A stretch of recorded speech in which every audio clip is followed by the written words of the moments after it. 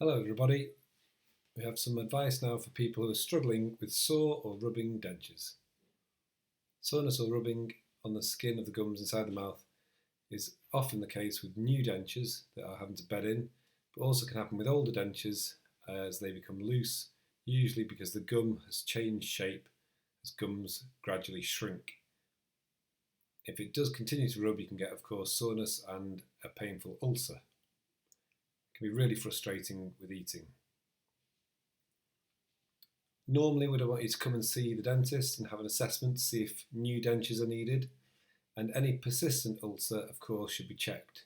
That's an ulcer lasting for more than 2 weeks. There are some simple things you can do at home if you can't access the surgery or aren't able to get arranged for a new denture. First thing is to try and stop that denture moving, even if it isn't a great fit. Adhesives can be used and bought from the chemist. There's different types. The main thing is they're trying to stop the denture rubbing. A common problem with adhesives is that people put too much in or don't quite follow the instructions. It's worth reading the instructions for that specific adhesive. If it's full dentures, a small blob in a few different places on the top denture or around the edge of the bottom denture, on a very clean denture surface, clean and dry so the denture so it can fit well, or some powders that are sprinkled on need to go on a wet surface. Again, read the instructions carefully. There are some that are also like double-sided sticky tape, and you cut the tape to size. All of these will work for certain people for a certain number of hours, but it's worth a bit of practice before you give up on them.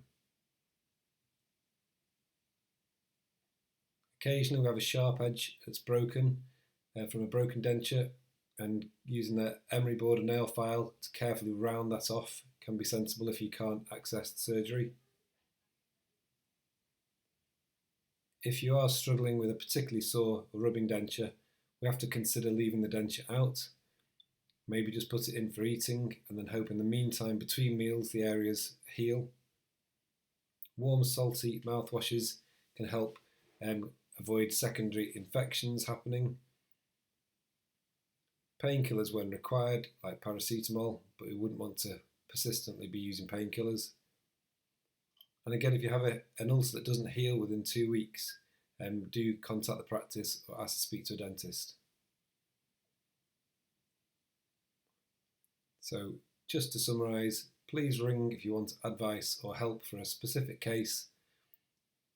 But in the meantime, adhesives and denture glues available in the chemist may help with stopping a loose denture rubbing.